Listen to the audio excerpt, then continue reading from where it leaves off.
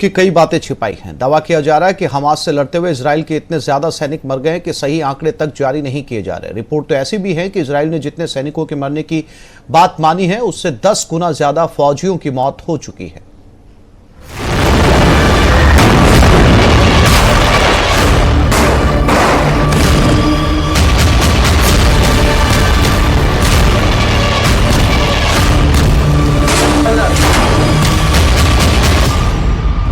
हथियारों के मामले में इजरायल को दुनिया का एक बहुत ताकतवर मुल्क माना जाता है। इजरायल का एरो एयर डिफेंस इतना ताकतवर है कि इजरायल दावा करता है कि अगर 2000 किलोमीटर दूर से भी कोई मिसाइल इजरायल की तरफ लॉन्च होती है तो मिसाइल लॉन्च होते ही इजरायल का एयर डिफेंस सिस्टम एक्टिव हो जाता है। जब तक इजरायल अपनी एयरफोर्स के माध्यम से गाजा पट्टी पर बमबार्डिंग करता रहा, तब तक इजरायल के सैनिकों के मारे जाने की संख्या का आंकड़ा लगभग स्थिर रहा। लेकिन जैसे ही इजरायल ने अपना ग्राउंड ऑपरेशन शुरू किया, इजरायल के सैनिकों की मौतों की संख्या लगातार बढ़ती गई। लेकिन अब जो समाचार फिलिस्तीन के अखबार छाप रहे हैं उससे ऐसा लग रहा है कि इजरायल की सेना और इजरायल की सरकार इजरायल के सैनिकों की मौत के आंकड़ों को छुपा रही है।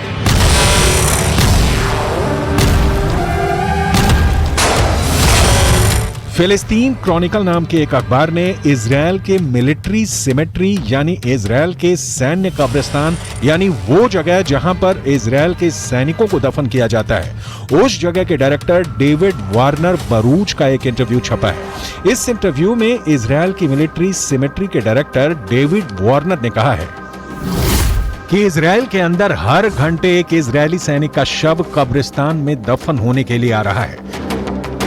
इस इंटरव्यू को फिलिस्तीन के अरब देशों के अखबारों ने हाथों हाथ लिया और यह दावा किया कि इजरायल के सैनिकों की मौत का आंकड़ा आधिकारिक आंकड़े से कहीं ज्यादा है। जेरूसलम के पश्चिमी इलाके में माउंट हर्जल कब्रिस्तान है और यहां पर इजरायल की सेना में काम करने वाले सैनिकों को दफनाया जाता है। मिडल ईस्ट मॉनिटर नाम की एक और न्यूज वेबसाइट में इस कब्रिस्तान के डायरेक्टर डेविड ओरेन का बयान छपा है। पिछले 48 घंटे में 50 इजरायली सैनिकों को दफनाया गया है। यह चौंका देने वाली बात है क्योंकि इजरायल ने दावा किया है कि 7 अक्टूबर से अब तक इजरायल के करीब 400 सैनिक मारे गए हैं। इनमें से करीब 80 सैनिक गाजा के ग्राउंड ऑपरेशन में मारे गए हैं। करीब 10 सैनिक लेबनान के बॉर्डर पर हिजबुल्लाह से लड़ते हुए मारे गए हैं और 300 से ज्यादा सैनिक 7 अक्टूबर और उसके बाद एक हफ्ते तक इजरायल के अंदर हमास के आतंकवादियों से सीधे लड़ते हुए मारे गए हैं। लेकिन फिलिस्तीन के अखबारों का दावा है कि ग्राउंड ऑपरेशन में इजरायल के सैनिकों के मारे जाने की संख्या आधिकारिक आंकड़ों से कहीं ज्यादा है।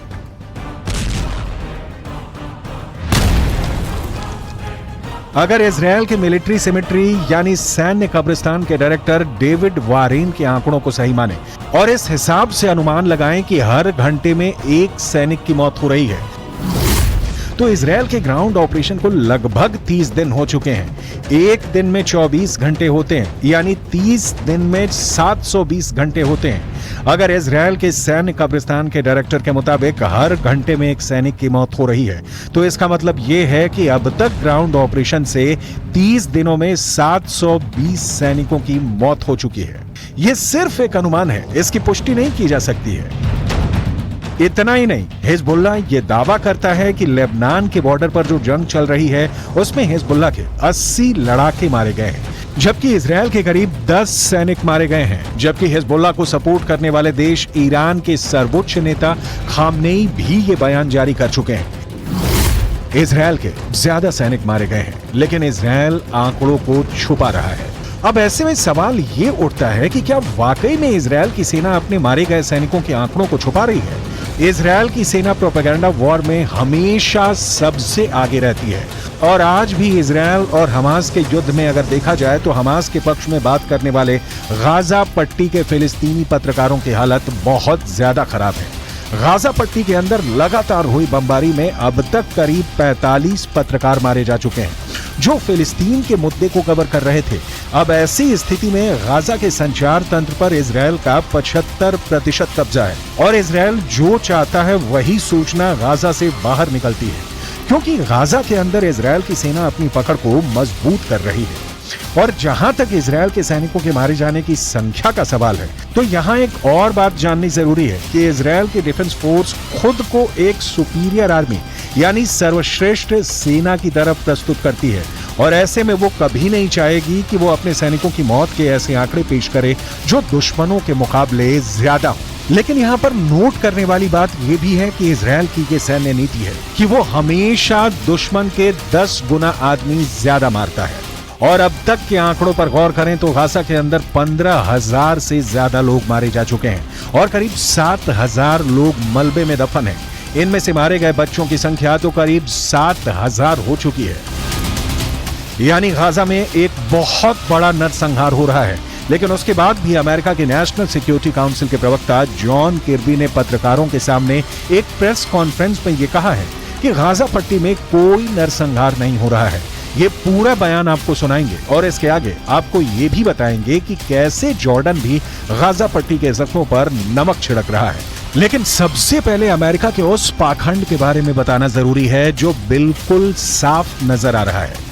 यूक्रेन और रूस के युद्ध में जब पुतिन की मिसाइल यूक्रेन पर कहर बनकर टूट रही थी और करीब 1000 यूक्रेनी बच्चे हताहत हुए थे, तब अमेरिका ने यह कहना शुरू कर दिया था कि पुतिन नरसंहार कर रहे हैं।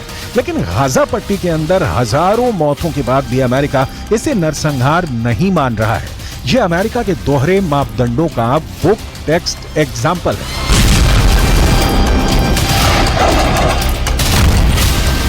Hamas wants, make no mistake about it, is genocide. They want to wipe Israel off the map. They've said so publicly, more than one occasion. In fact, just recently. And they've said that they're not going to stop.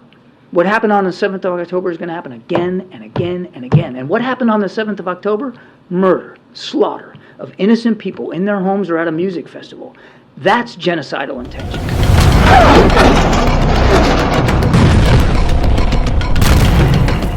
Malaysia के प्रधानमंत्री अनवर इब्राहिम ने कहा है कि Ukraine की घटनाओं को नरसंहार मानना और गाजा पट्टी की मौतों को नजरअंदाज करना वैश्विक पाखंड है। दूसरी तरफ अगर देखा जाए तो अब तक गाजा पट्टी के अंदर 30,000 से ज्यादा लोग घायल हैं और गाजा पट्टी के अस्पतालों की हालत क्या है, ये पूरी दुनिया को नजर आ रही है। जॉर्डन ने गाजा पट्टी के घायल लोगों के लिए इजिप्ट के अंदर एक फील्ड हॉस्पिटल बनाया है। किंग अब्दुल्ला के बेटे खुद इस अस्पताल की निगरानी करने के लिए गए। लेकिन आपको जानकर हैरानी होगी कि इस फील्ड हॉस्पिटल में मात्र 40 बेड हैं, जबकि गाजा के अंदर 30,000 से ज्यादा लोग घायल हैं। और इन हालातों में एक फील्ड हॉस्पिटल में मात्र 40 बेड का इंतजाम लोगों के साथ एक क्रूर मजाक है। بس اهم شيء المعنويات تظل عاليه ان شاء الله. يعني احنا زي ما بنعرف الجيش العربي ما شاء الله احنا دائما بنقوم بالواجب، واقل شيء بنقدر نعمله انه نحاول نساعد اخواننا في غزه وفلسطين، فاكيد بدنا نعمل اكثر دائما، بس انتم ما شاء الله يعني فرصه انكم تساعدوا الناس ونقدم الشيء اللي هم محتاجين ان شاء الله. ان شاء الله احنا كلنا فخورين فيكم وراح نتابع كل الامور اول باول. اهم شيء التنسيق بيناتكم والمعنويات تظل عاليه.